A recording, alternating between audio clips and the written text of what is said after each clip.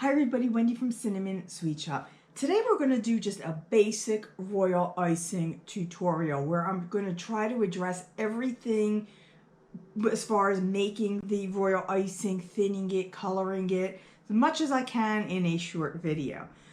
So to make this, you're going to need a minimum of 3 ingredients. One, either a confectioner's sugar or a powdered sugar.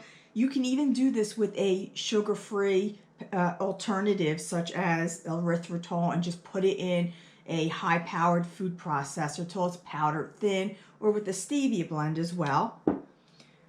Meringue powder. Now you can use either meringue powder or you can use pasteurized egg whites.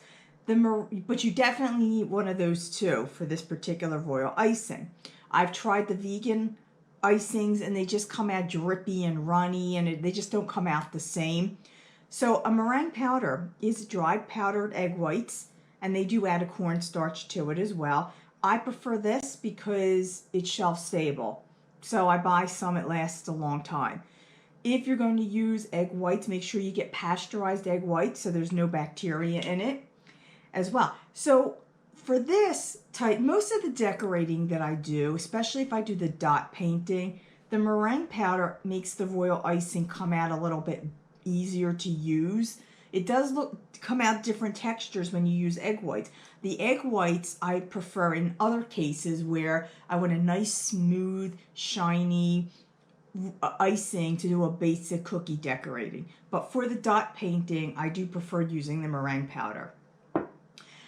And you're going to need some warm water just for what we're using. And this is 2 cups of powdered sugar. This is 4 teaspoons of meringue powder. And we're going to probably add about 3 tablespoons of water minimum. Now you could also use lemon juice instead of water. That's up to you.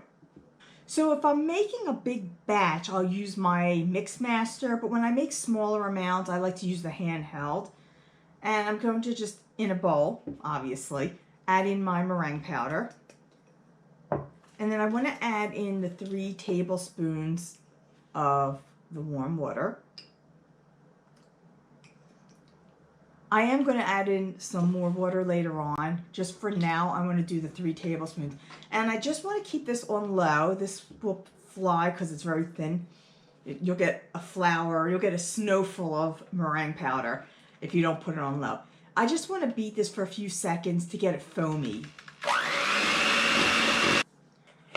I like to sift my powdered sugar to get rid of the lumps. If you don't, it's not the end of the world, but it'll make it come out a little bit easier.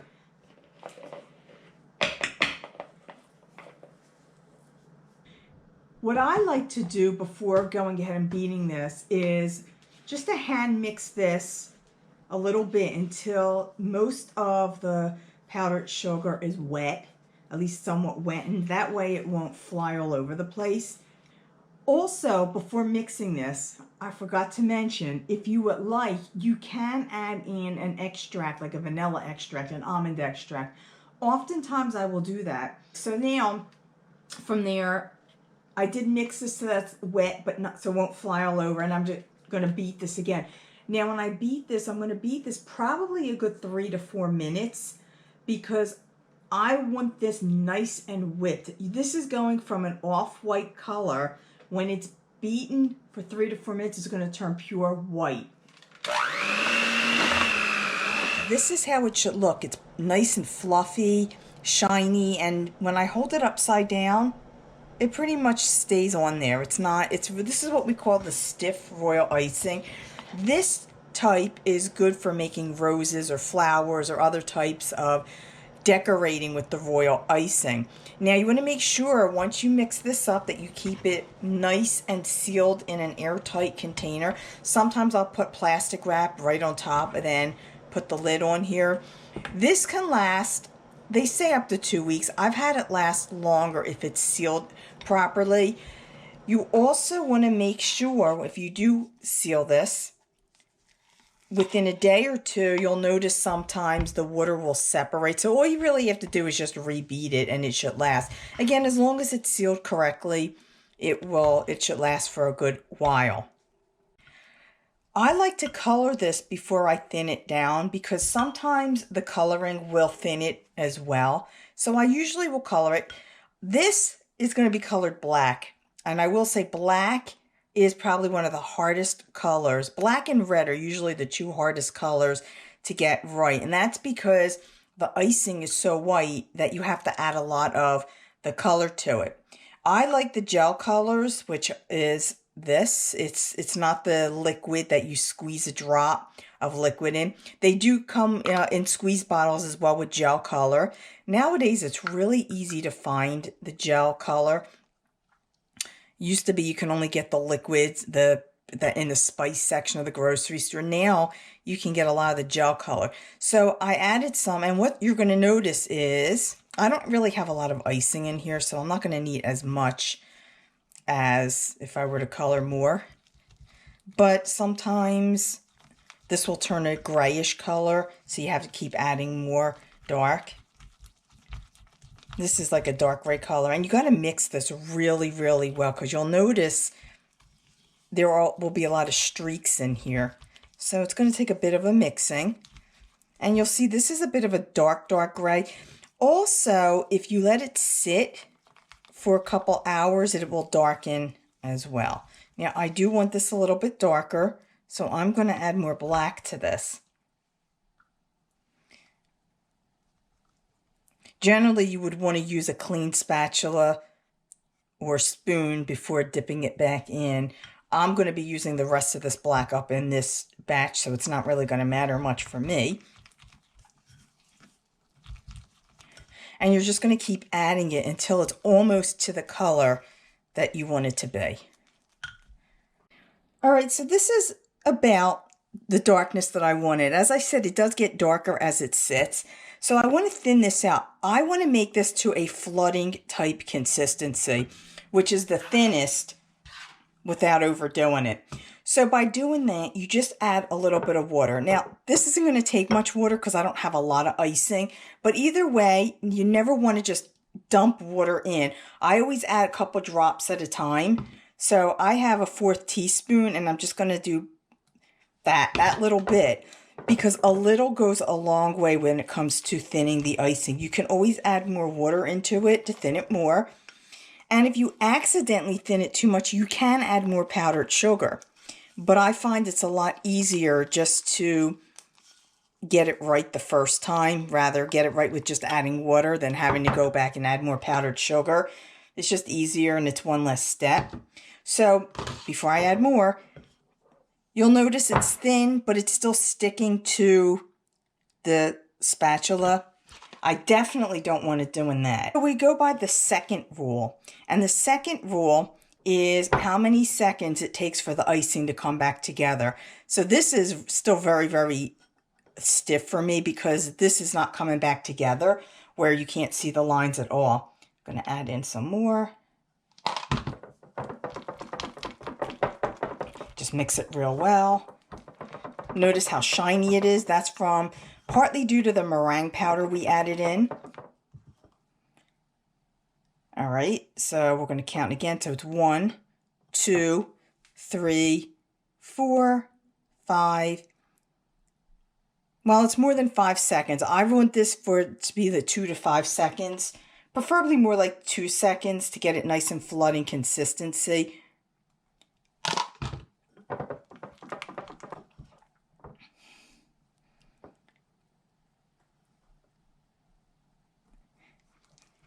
Yep, that's about a 3 second. So I'm just going to add a little bit more. So you don't want to add it so thin that it's watery, because then not only is it messy and it runs all over the place, but it tends to become a little transparent. So you really won't see the coloring that much.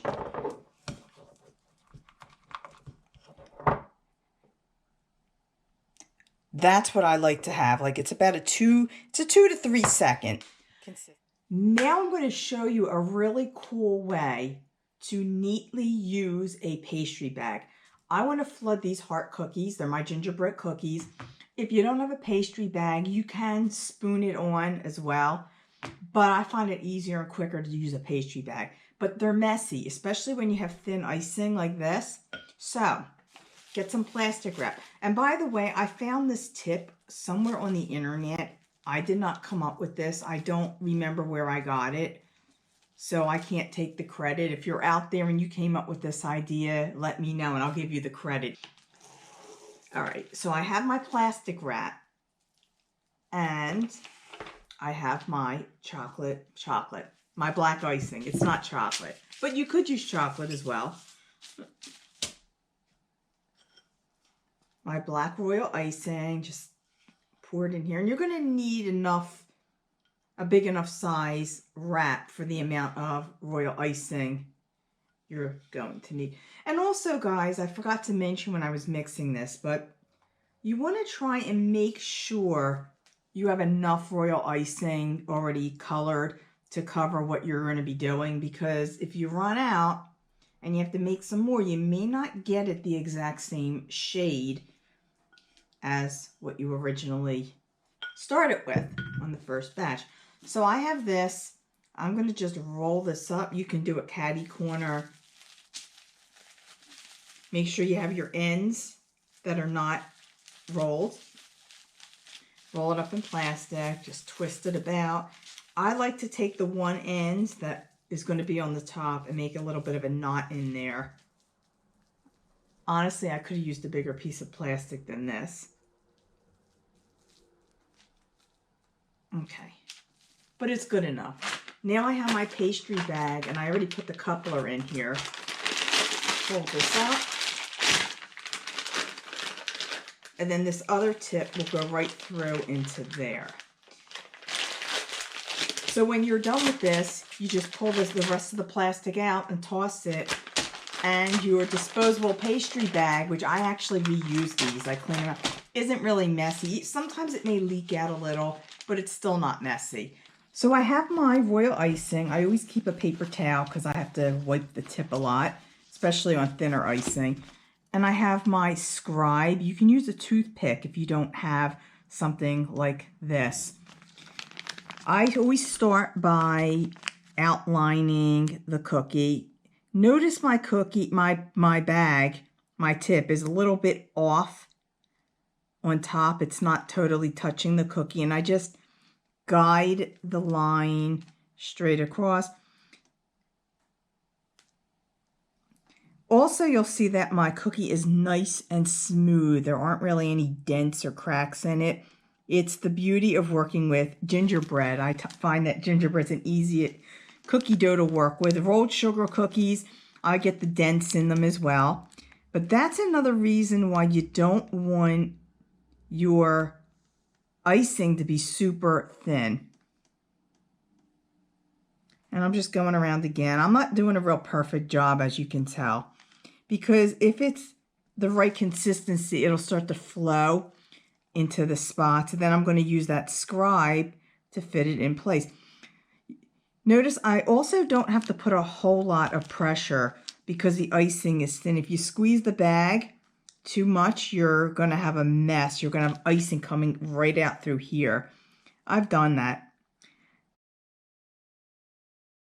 Okay, so you'll notice there's a lot of spaces in here. That's where I take this and I just fill them in. I can always go back and go over areas that don't look so nice. But you also want to work fairly quick with this. Don't let this cookie sit out long before going back, because royal icing sets very, very quickly. You can also take the cookie and notice that'll help smooth it out too. I usually do that at the very end.